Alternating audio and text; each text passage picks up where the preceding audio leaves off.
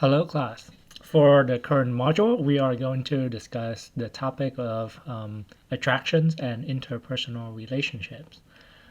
So we are going to start out with attraction, which contains physical attractions and psychological attractions, and then we are going to move on to relationship formations and what are the factors that affect interpersonal relationships with a focus on primarily romantic relationship.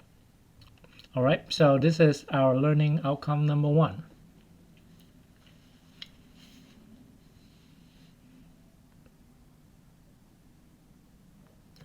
I would like you guys to think about who do you find attractive.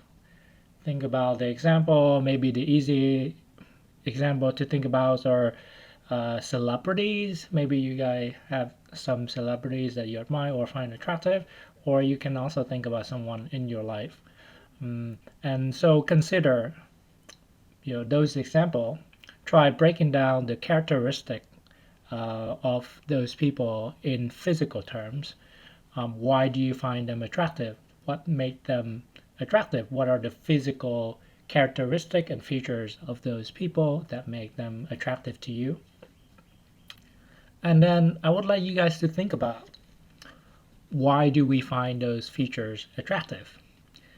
Is it because of our genetics program us to find those features attractive, or are those features equally attractive across cultures? Are they universal? Do culture play a role in shaping our perceptions of attractiveness in different people, right? And then finally, are there situational factors that would sort of influence our perception of what is attractiveness in certain situation or in certain moment? And so which of the three factors shape our perception of attractiveness? As you might have guessed, till now, after you've taken a lot of lessons in social psychology, it's probably all of those three factors would shape our perception of attractiveness. So let's explore them one by one. All right, let's talk about physical attractiveness. Is physical attractiveness, is the perception of it universal? Are certain features universally attractive to everyone? And by universal, I mean they're found to be attractive cross-cultural. And so those features might include symmetry. So symmetry signal that a person have healthy genes, that would be a good potential mate. Another characteristic is youthfulness.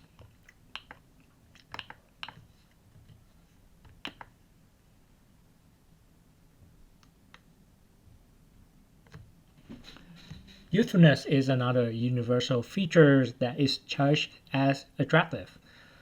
And why? Because youthfulness signal energy, vitality, good genes, again signaling good potential mate.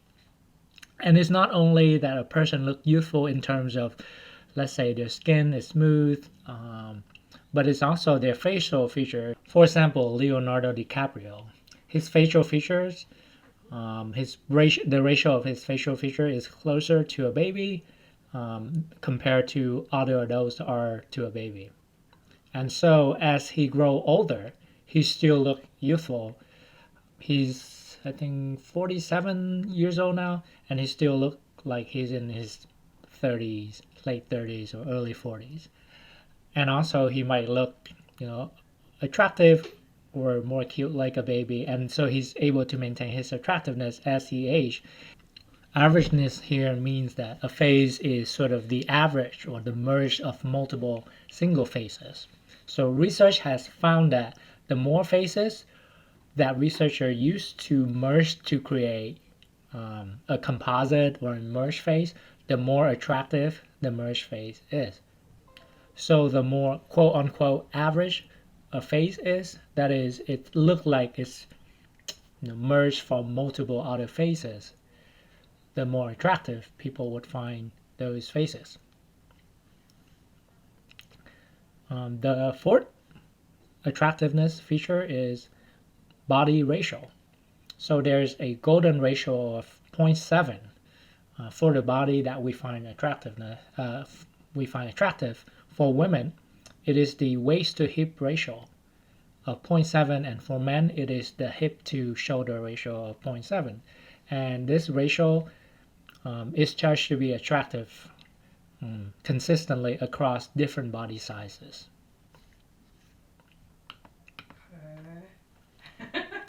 So how about thinness? Is there a universal level of thinness that is judged to be attractive? So in contrast to other physical features such as youth, symmetry, averageness, for judging attractiveness, different cultures do not show sort of a strong propensity for thinness.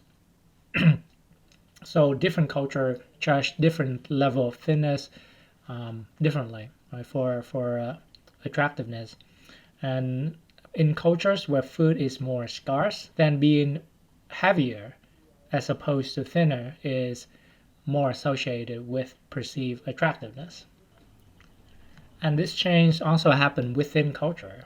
So as the US goes through different periods in history, there was a period when food is still scarce, and having extra weight is actually charged as a sign of attractiveness and wealth and resources. So there were a time where having extra weight was judged as being attractive compared to now, where the societal standard for attractiveness for attractive body in the US is typically sort of lean body. So the second factors that would influence our perception of physical attractiveness is culture. If you stop several people on the street and ask them, where did you get your perception of attractiveness or your ideas of attractiveness from? Probably a lot of people would say, well, I don't know, I was born with it, or I just simply find somebody is attractive. However, a lot of attraction is learned. We get our ideas of attractiveness from our social groups, from our cultural values, typically distributed through mass media, movies, music. For example, if you look at leading men in Hollywood movies, it changed with time. In the past, we would see the dark, brooding, mysterious type of leading man, but nowadays we would see probably Ryan Gosling type of leading man, and so they sort of represent two different ideas of attractiveness in men. Cross-culturally, there's also different ideas about attractiveness. Take male attractiveness, for example. In American, features that are considered to be attractive are sort of more quote-unquote masculine characteristic, and the mans are typically portrayed as rugged, muscular, tough guy.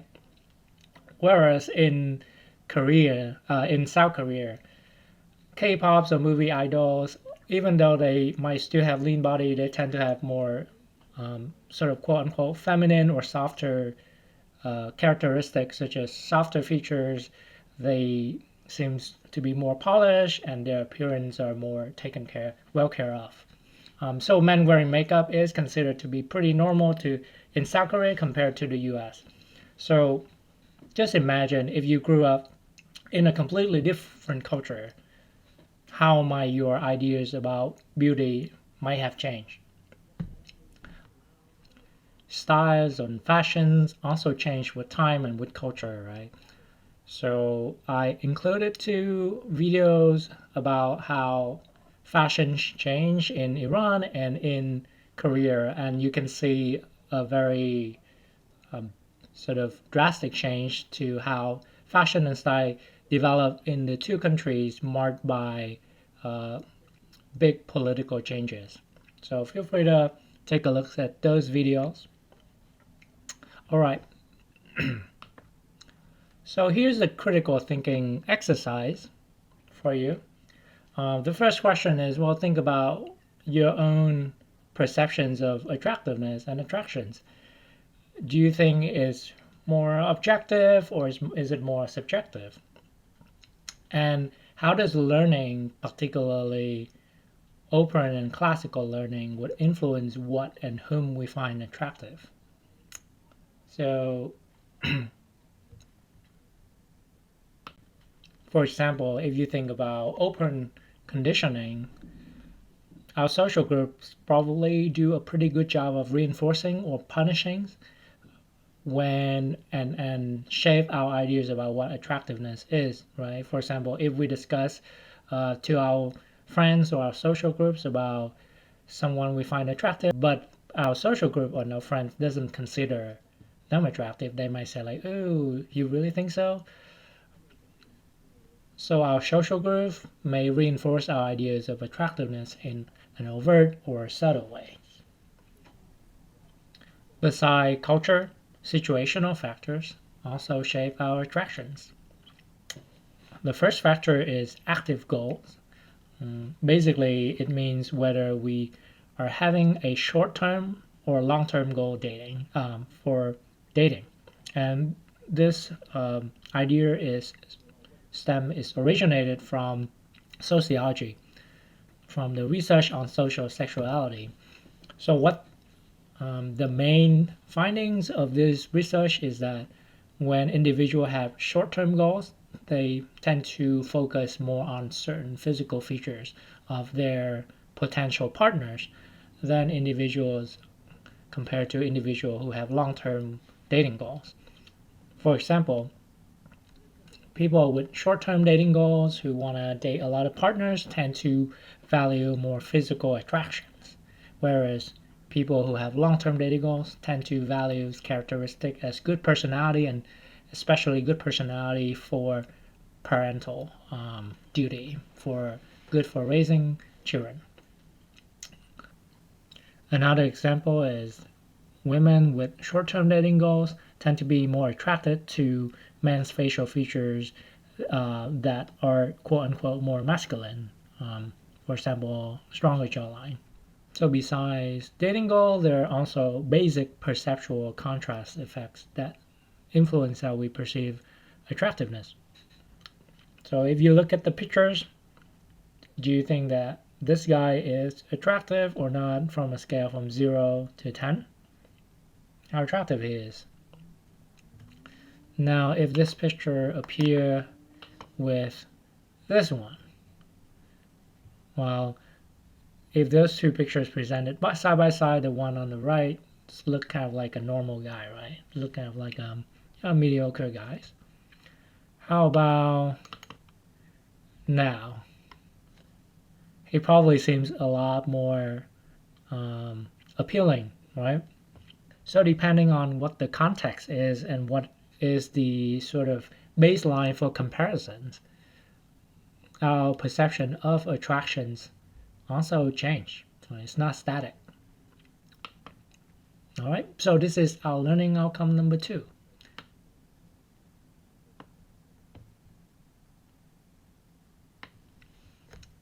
So after we talk about pure physical attractions, there's also another dimension of attraction, which is psychological attraction. And for psychological attraction, there are 2 dimensions. One is evaluations, whether we evaluate somebody as positive or negative. And the other dimension is desire to affiliate, which is low or high. Do we want to affiliate with this individual, to hang out with this individual or not? And so you can get all of the 4 combinations. Someone that we might not evaluate very positively, but want to affiliate with this person might be our boss. We might not like our boss, but we definitely want to affiliate with him, maybe because it's important for our training and our career advancement to be affiliated with this person.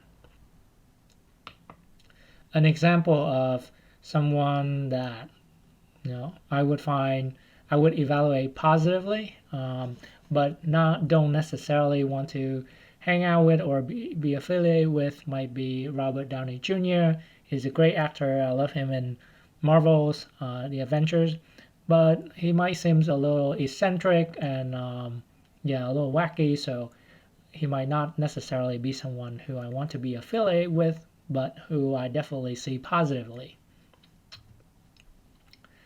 This is in contrast to someone like Tom Hanks, who is also a great actor, but is also judged by everyone as being the sort of nice guys. And a lot of people like to see him. He seems very approachable. And there's someone who we both evaluate negatively and don't have the desire to affiliate with. So now that we've talked about psychological attractions as having two dimensions, positive versus negative evaluations and high versus low desire to affiliate, now comes the questions: what are the factors that would increase psychological attractions?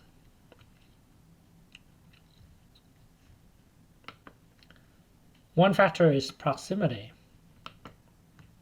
So the closer people are to us, the more likely that we are attracted to them. And this makes intuitive sense because, well, if we're closer together, we have more opportunity to have more common experiences, therefore increase the perception of shared experiences, right? So even in the age of online dating and communication, internet communications, proximity still is important. Just think about how hard it is to maintain a long distance relationship. And even for a long distance relationship, it's typically start off as two people meet each other, and be in proximity with each other, right? The second factor is familiarity. So there's this effect called the mere exposure effect. And this research has been performed by Zion in 1968. No, I didn't spell his name wrong. That's how it's spelled, and it's pronounced as Zion.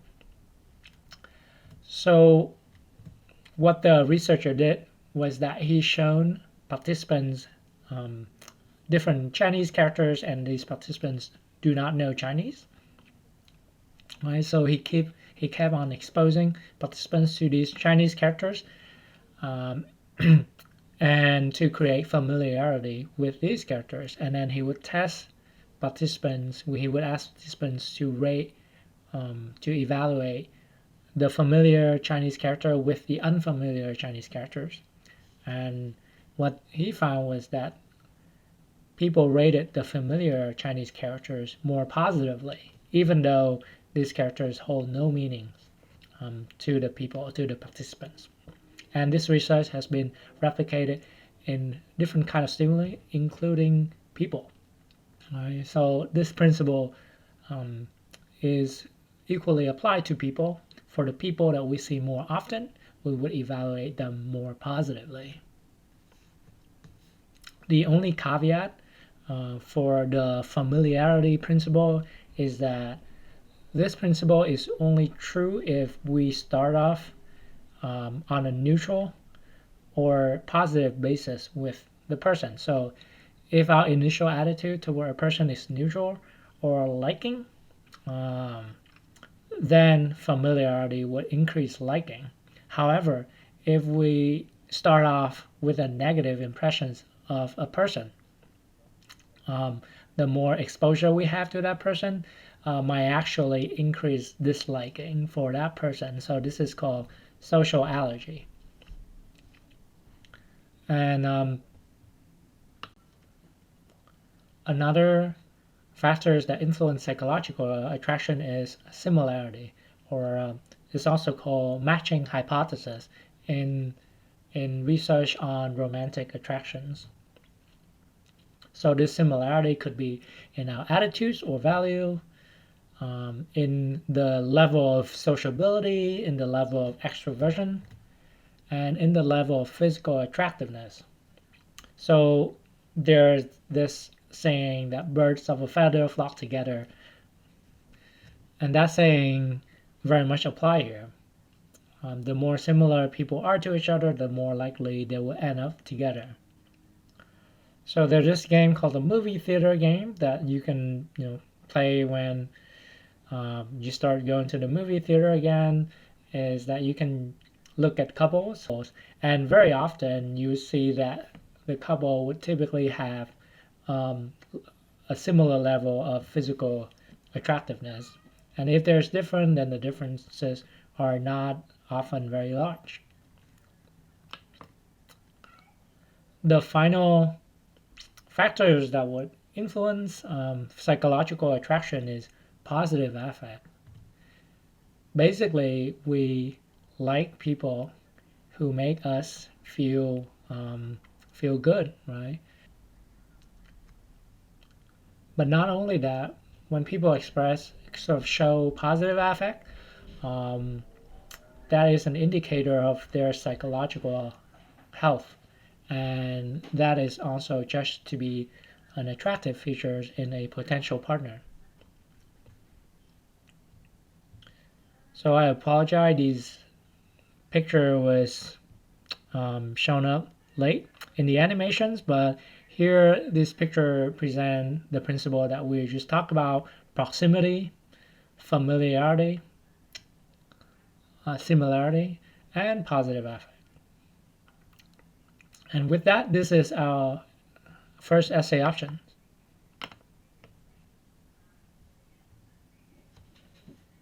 So feel free to pause the video to read it, and then we'll continue our discussion.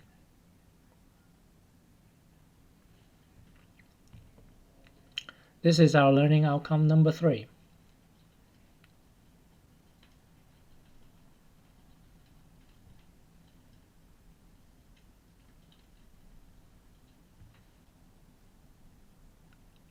All right, so let's start talking about relationship. Why do we need relationship?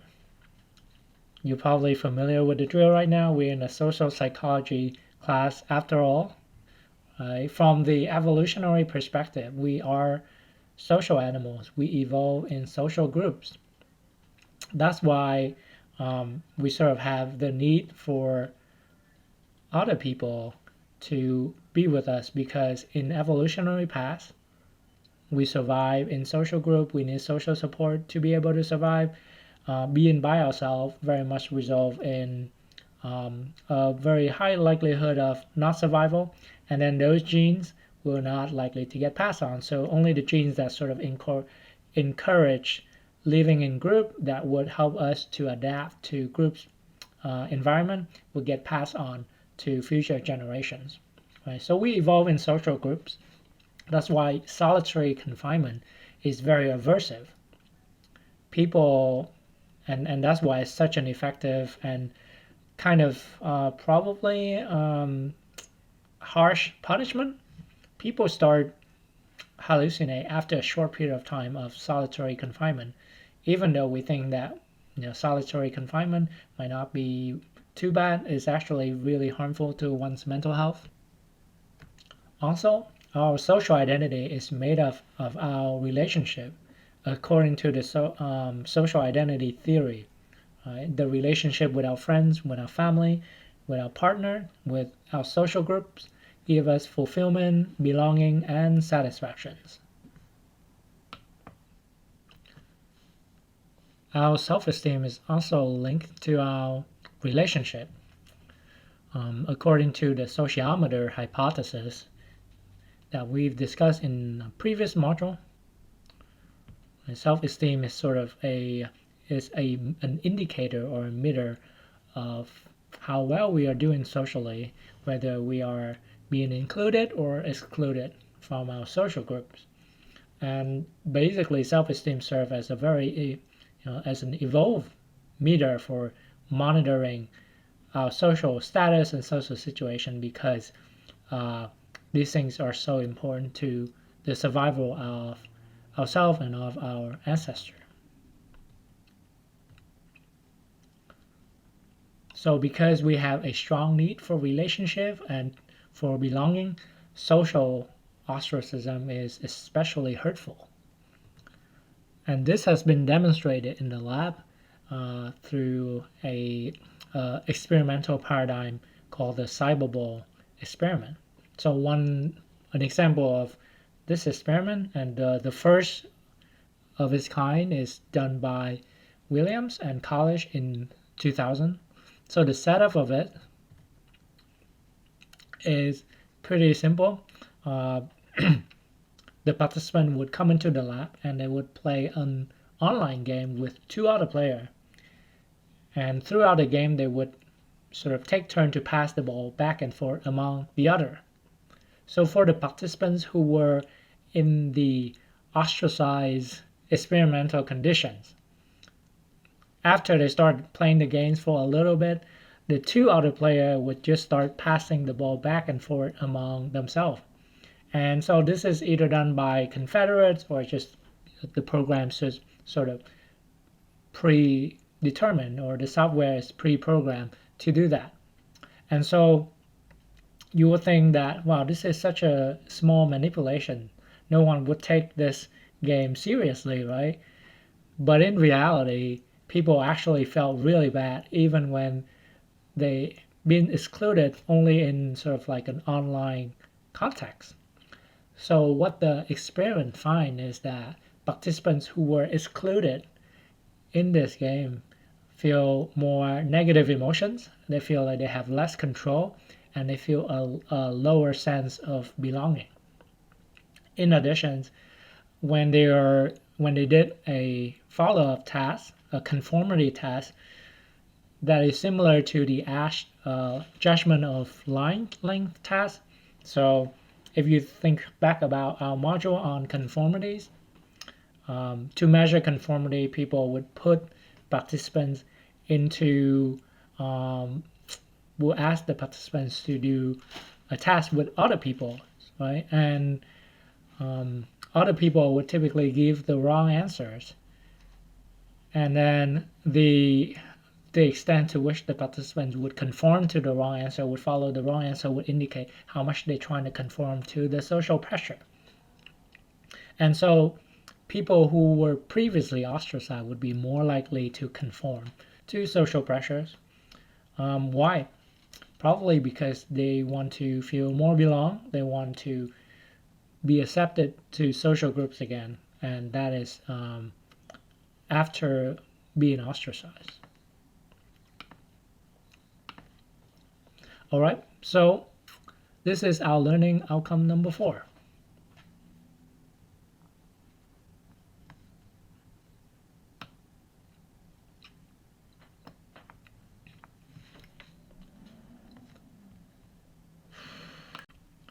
So before we start discussing what make good or bad relationship, let's talk about what is the nature of relationship. So there's several theories about relationship. The first of it is describe two types of relationship.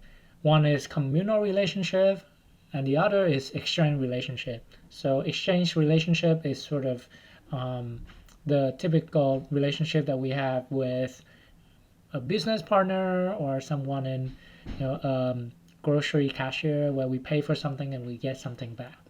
So these are the kind of relationship that we typically more have to have with strangers or people we do business with.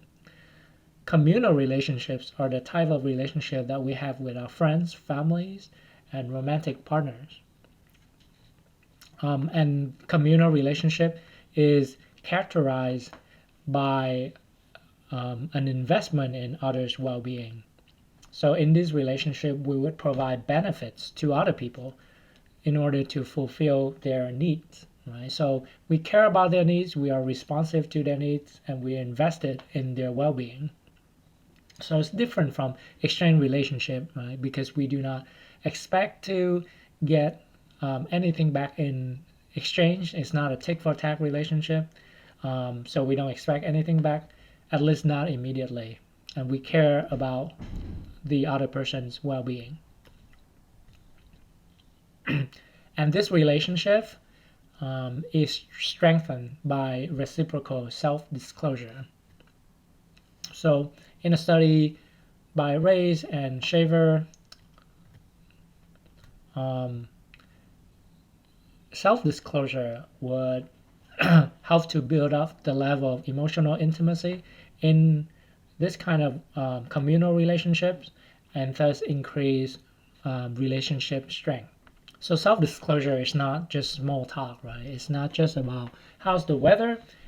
It's about disclosing a part of ourselves to another person and then receive the same disclosure from that person.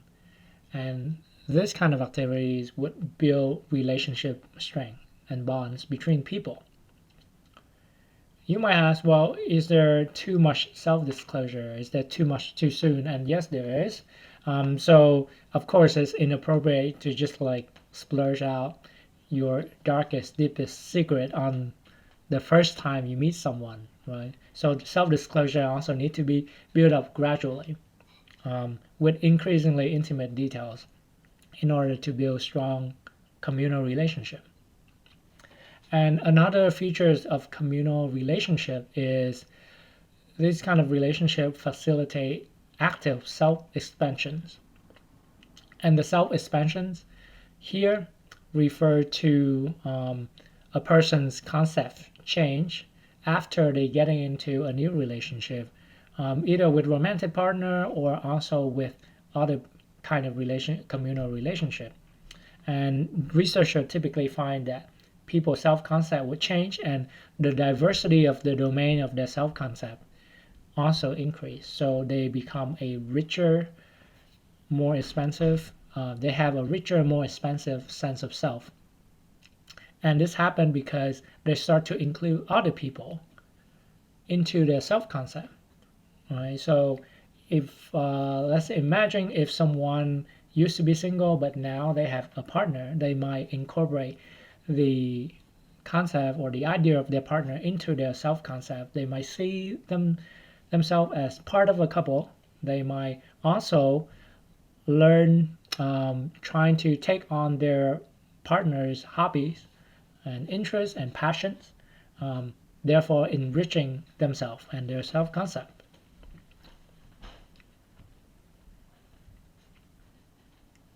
So there are actually some cross-cultural differences in close relationship or in communal relationships. And of course, there's more commonality than differences in relationship. But if we compare, people across culture, there's some small differences that emerge. One of the differences is found between individualistic cultures and collectivistic culture. What the researcher find is that in collectivistic cultures, in close relationship, there is less self-disclosure, less social support, less intimacy, and less expressed love. So this is kind of like counterintuitive, right? We typically think about collectivistic culture as people caring more about the collective and the group and less about themselves. How can there be sort of less sign of intimacy and love and social support in this culture? One of the explanations is that there is higher relational mobility in individualistic culture compared to collectivistic cultures. And relational mobility refer to how much freedom and opportunities a society or a social context would give to individuals to choose or dispose of interpersonal relationships based on their personal preferences. So in individualistic cultures, you sort of have more freedom to choose and dispose of people, to choose who will be in your social circle, to choose who will be your romantic partner.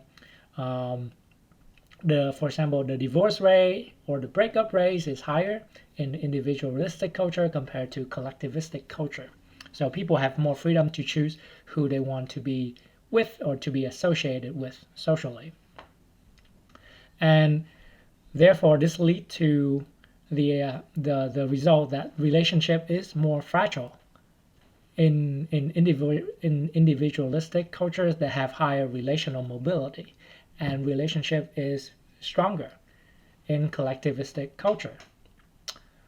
Therefore, in individualistic culture, individuals have to invest more in those relationships to keep it. And therefore, they have to, disclose more, do more self-disclosure, provide more social support and intimacy, and express love more frequently and more maybe elaborately. So again, that's the result of whether the structural ties of relationship is strong or is weak in different culture, and weaker relationship ties in higher relational mobility countries and cultures would lead people to try to invest more in those relationships to sort of keep it.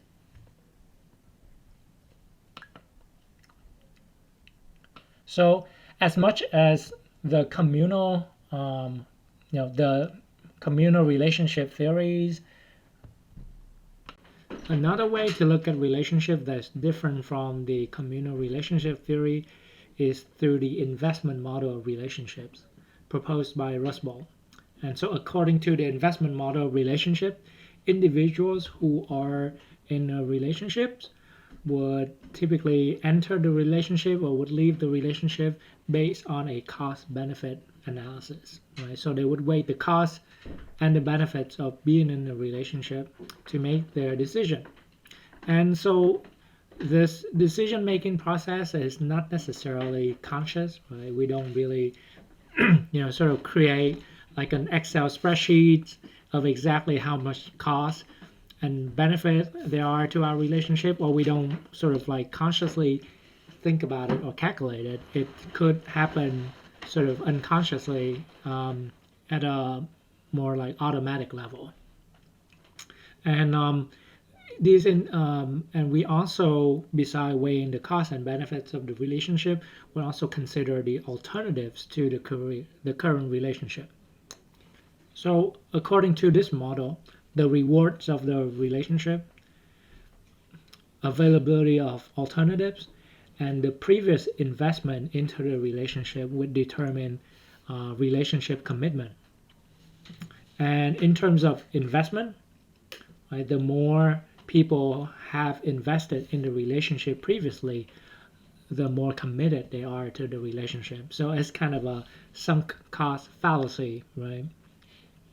So when people has been in a relationship for a long time and has invested a lot of resource, of time and effort and emotional energy into the relationship, it's harder for them to leave that relationship even if the cost benefit analysis doesn't work out in their favor anymore, maybe right, especially in bad relationship. Anyway, so reward, availability of alternatives, and previous investment would determine the level of commitment. And the level of commitment to a relationship would sort of influence pro-social behavior in that relationship that would gradually build trust and satisfactions in the relationship. A relationship that have higher level of commitment also influence other relational outcomes and will influence individual perceptions of alternatives. So when people are highly committed to a relationship, they perceive their partner as more attractive. They also are less likely and less frequently imagine other partners, so they're less likely to think of alternatives. They show less interest in other partners, and they also behave less aggressively toward their own partner. So this commitment determines a lot of relational outcomes. So when we talk about romantic relationship, we have to talk about love, right? And currently, still the most mainstream and dominant theory of love is proposed by Sternberg, the triarchic theory of love. And this theory of love is not necessarily, there's some aspect of it that are supported by empirical evidence. There's other aspect that might be a little, ambiguous. We don't know whether the empirical support for though is still kind of mixed. But anyway, it's the most sort of like mainstream theory of love right now. So according to Sternberg, there are three elements of love. The first element is intimacy, and then passion, and then commitment. Intimacy is the feeling of closeness. Passions, and then commitment is how strongly people are, dedicated to a relationship with someone. And so different combinations of these three aspects of love create different quote unquote kind of love. When all three of these elements of love are present, then Sternberg would argue that these three elements would create consummate love. However, when there's only one or two kind of elements that are present, then there's different kind of relationship that is formed. There's a lot of evidence that support these three elements of love and that they are important to a happy and successful relationship. However, there's less strong evidence for sort of other different kind of love. But here anyway, according to Sternberg, when you only have liking, when you have intimacy and passions, then we sort of have romantic love, sort of the initial phase of love, but not necessarily the long-lasting kind of love because it's missing the commitment element. Another example is when you have intimacy and commitment, then you might have more of a companionly love. Right? So you can think of like old people who are stay with each other, so there might not be a lot of romance going on, but these people are committed to each other and sort of like each other as partner. But anyway, these consummate love is present when the three aspects, intimacy, passion, and commitment, is present. And when there's fewer aspect that is present, then it might create like other kind of love based on the triachic theory of love proposed by Sternberg. So after love and relationship, a typical outcomes, although not the only outcome that would result from that, is marriage. And a trivia fact for you guys, the age for first marriage is increasing globally, especially in Western country. So both men and women are getting married later and later in life. And we might say there's no right and wrong time to get married, but there's actually is. And there's a lot of moderating factors based on when we decide to get married that would affect the outcomes of our marriage. Firstly, it's maturity. So when people wait longer to get married, they typically become more mature, and then the marriage tend to last longer or tend to have more positive outcomes. The second factors that would improve the quality of a marriage is homogamy. And basically, it's just a fancy way of saying that when two partners in the marriage have the perceptions that they are similar to one another, or they share similar interests, similar values, then the marriage tend to have better outcome and tend to be more satisfying. The third factor is both partners of a marriage need to feel equal. So there need to be a feelings of equality, and these feelings of equality tend to result in happier marriage. And then the final factor is commitment. As previously discussed in the investment model of relationship, commitment is very important in a happy relationship. So both partners need to be committed to building the marriage, sort of sticking with each other through thick and thin, to sort of make a marriage work and have a quality relationship. So I include here a link of a talk by Eli Finkel. He does research on marriage, and he argued that in the modern marriage, we're expecting more and more from our romantic partner, and we expect our romantic partner, our marriage partner, to fulfill all of our needs. In the past, marriage only, is only fulfills certain needs. For example, economic needs. It's a way for family to pool resources together, or it can serve as a political tool, right? Forming alliance between powerful family. But today we sort of expect our partner to be our confidant, to fulfill all of our needs. And so it's pretty provocative ideas. I'd like you guys to take a look and sort of think about what he said and sort of examine it in your own life or from your own experience. See which ideas do you agree with or disagree with. All right, so this is our essay options number 2.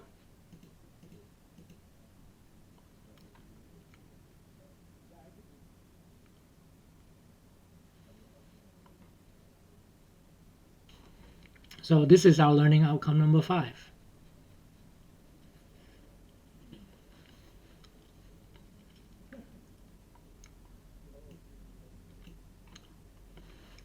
So John Gottman is a very famous relationship researcher, named the 4 horsemen of relationship apocalypse. So he listed 4 factors or for kind of events or for a sign that a relationship is going to end, or 4 signs of a bad relationship. And these 4 signs are criticism. So a partner will criticize one another. Defensiveness, when partners are defensive and doesn't accept sort of constructive criticisms or feedback from another partners. Stonewalling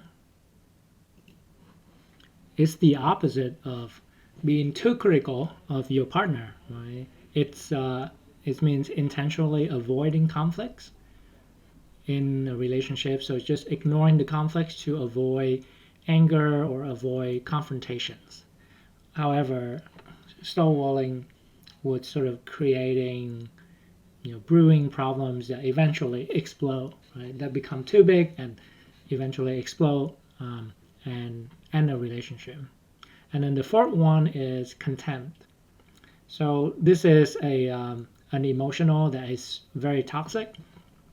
And John Gottman was able to basically he and his team of research was able to predict the dissolution of relationship with extremely high accuracy. I don't remember exact number, but their trick was just to look for the expressions of the contempt emotions, and when the contempt emotion is present during a couple discussion, it's very toxic, and it's pretty much like it's very predictive of relationship dissolutions.